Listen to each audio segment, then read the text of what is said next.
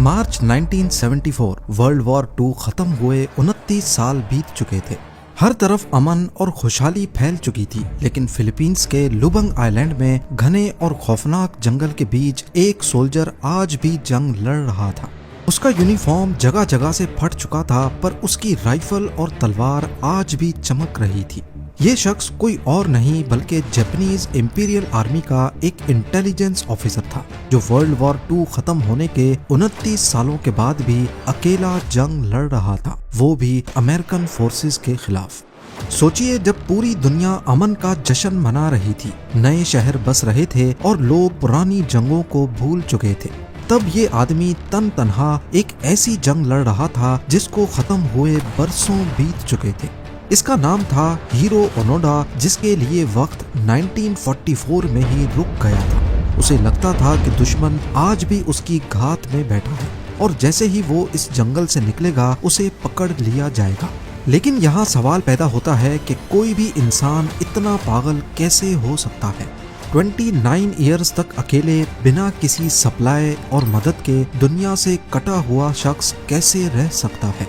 दुनिया के लिए वर्ल्ड वॉर 2 1945 में खत्म हुई, लेकिन असल में वो 1974 में जाकर थमी थी, क्योंकि टेक्निकली जब तक आखिरी सिपाही सरेंडर नहीं करता, जंग चलती रहती है। क्या यह सिर्फ एक सिपाही की ड्यूटी थी या फिर उसकी जिद जिसने उसे वर्ल्ड वॉर 2 का सबसे आखिरी वॉर प्रिजनर बना दिया। ज़ेम टीवी के वीडियोस में एक बार फिर से खुशामदीद। नाजरीन, हीरो ओनोडा 1922 में जापान के एक छोटे से गांव में पैदा हुए, लेकिन ये वो जापान नहीं था जो आज हम रोबोट्स और टेक्नोलॉजी के लिए जानते हैं। ये एक ऐसा जापान था जो पूरी दुनिया को कॉन्कर करने का ख्वाब देख रहा था। उस वक्त के जापान में बच्चा जब पहला कदम उठाता था तो उसे चलना नहीं बल्कि अपने एम्परर के लिए मरना सिखाया जाता था। ओनोडा का बचपन भी खेल कूद में नहीं बल्कि सख्त डिसिप्लिन के साए में गुजरा। एक ऐसा माहौल जहाँ की डिक्शनरी में सरेंडर नाम का लफ्ज मौजूद ही नहीं था। वहाँ बचपन से ही सिखाया जाता कि जंग हारने पर सरेंडर करने से बेहतर मौत है। ओनोडा भी इसी मिलिटराइज्ड माहौल की पैदाइश था, जिसे बचपन से ही सिखाया गया कि वफादारी का मतलब अपने कमांडर के हर हुक्म को खुदा का हुक्म समझना है। पर वो कौन सा हुक्म था जिसने ओनोडा को 29 साल तक अकेले वर्ल्ड वॉर 2 लड़ने पर मजबूर किया। साल 1944 वर्ल्ड वॉर 2 अपने उरूज पर थी और जापान का मुकाबला अमेरिका और उसके अलाइज के साथ था। हालात काफी संगीन हो चुके थे और जापान बुरी तरह इस जंग में हार रहा था। लेकिन जापानीज हाई कमांड ने एक आखिरी चाल चली। उन्होंने अलाइड फोर्सेस को सबक सिखाने के लिए ऐसे गोरिल्ला सोल्जर्स बनाने का फैसला किया जो छुप कर दुश्मन के इलाके में तबाही मचा सकें।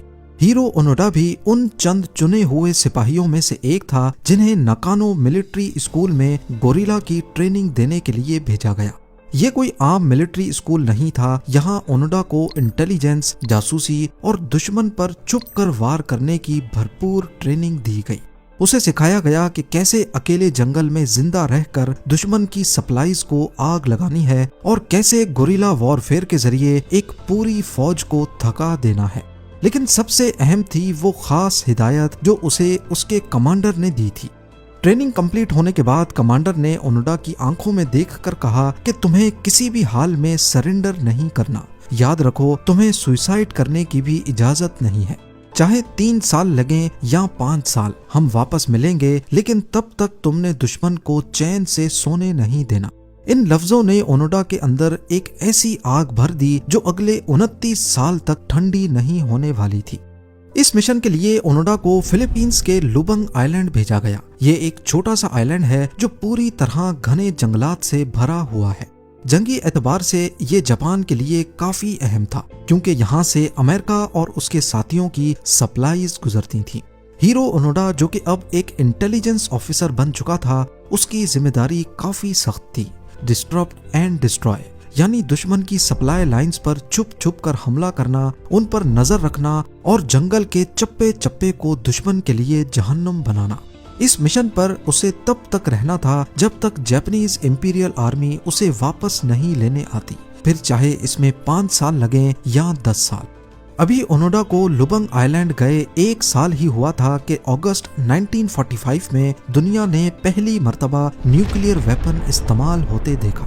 अमेरिका ने जापान के शहर हिरोशिमा और नागासाकी पर एटॉमिक बॉम्ब्स गिराकर पूरी दुनिया को शॉक में डाल दिया। इस हमले के बाद जापान ने ऑफिशियली सरेंडर कर दिया और यही वो टर्निंग पॉइंट था जहां से वर्ल्ड वॉर 2 का खात्मा हो गया। जंग तो खत्म हो गई, लेकिन फिलीपींस के लुबंग आइलैंड में हीरो ओनोडा को ये खबर देने वाला कोई नहीं था। वो अब भी वहां अपने 3 साथियों अकात्सु, शिमादा और कोजुका के साथ घात लगाए बैठा था। अलाइड फोर्सेस, जिनको आइलैंड पर मौजूद गोरिल्लास का इल्म था, उन्होंने वहां लाखों पर्चे फेंके जिन पर लिखा था कि जापान ने सरेंडर कर दिया है, जंग खत्म हो गई है, पहाड़ों से नीचे उतर आओ। लेकिन ओनोडा ने जब ये पर्चा पढ़ा तो उसको शक हुआ कि शायद ये उसे और उसके साथियों को फंसाने की कोई चाल है, क्योंकि उसे सिखाया गया था कि दुश्मन बहुत चालाक होता है, वो झूठी खबरें फैलाकर आपको गुमराह करने की कोशिश करेगा। ओनोडा के जहन में सिर्फ एक ही बात टिकी थी कि जब तक मेरा कमांडर वापस नहीं आ जाता, मेरी जंग चलती रहेगी। यहाँ से शुरू हुआ वक्त का वो इम्तिहान जिसने इंसानी बर्दाश्त की हदों को तोड़ दिया। अगले कई सालों तक ओनोडा और उसके साथी किसी भूत की तरह इस आइलैंड पर घूमते रहे। उनके पास न सर छुपाने के लिए छत थी और न ही खाने के लिए कोई राशन। सिर्फ जंगल के भीड़ भाड़ वाले दरख्त और गीली जमीन ही उनका घर थी। जिंदा रहने के लिए उन्होंने कच्चे केले, नारियल और कभी कभार मकामी लोगों के खेत से चुराए गए चावल पर गुजारा किया। जब भूख हद से बढ़ जाती थी तो वो जंगल से निकलकर किसी गाय का शिकार करते और उसका गोश्त धूप में सुखाकर महीनों तक चलाते। लेकिन ये सिर्फ सर्वाइवल ही नहीं था। ओनोडा ने लोकल पुलिस और देहाती लोगों को दुश्मन समझकर उन पर कई बार हमले भी किए। अकेली लड़ी जाने वाली इस जंग की कीमत भी बहुत भारी थी। उसके साथी भी अब आहिस्ता आहिस्ता हिम्मत हार रहे थे, पर क्योंकि ओनोडा उनका सीनियर था तो मजबूरन उन्हें उसकी बात माननी पड़ रही थी। आहिस्ता आहिस्ता ओनोडा के साथी एक एक करके उसका साथ छोड़ गए। 1949 में अकात्सु ने सरेंडर कर दिया। 1954 में शिमादा पुलिस इनकाउंटर में मारा गया और आखिरकार 1972 में अपने आखिरी साथी कोजुका की मौत के बाद हीरो ओनोडा अब इस आइलैंड पर बिल्कुल अकेला रह गया था। लुबंग आइलैंड वैसे भी बहुत कम आबादी वाला आइलैंड है, लेकिन वहाँ के लोकल्स को मालूम था कि आइलैंड के जंगलात में जापानी गोरिल्ला छुपे हुए हैं। ओनोडा उन्हें दुश्मन का साथी समझता था और रात के अंधेरे में उन पर हमले करता था। 29 सालों में ओनोडा और उसके साथियों ने तकरीबन 30 से ज्यादा लोकल लोगों को कत्ल किया और 100 से ज्यादा को जख्मी। आइलैंड की पुलिस ने कई बार उन्हें पकड़ने की कोशिश की, लेकिन ओनोडा की गोरिल्ला ट्रेनिंग इतनी सख्त थी कि वो बार बार गायब हो जाता था। फिलीपींस की गवर्नमेंट ने भी उसे कई बार यकीन दिलाने की कोशिश की कि जंग खत्म हो चुकी है। उन्होंने आसमान से न्यूज़पेपर्स भी गिराए, ओनोडा के घर वालों की चिट्ठियां और तस्वीरें भी फेंकी और यहाँ तक के लाउड स्पीकर पर उसके भाई की आवाज भी सुनाई गई। लेकिन ओनोडा को लगता था कि ये सब दुश्मन की कोई साजिश है। वो अब काफी मशहूर हो चुका था, पर वो किसी को दिखता नहीं था। कुछ को लगता था कि वो मर चुका है, तो कुछ कहते थे कि अब आइलैंड पर उसकी रूह मौजूद है।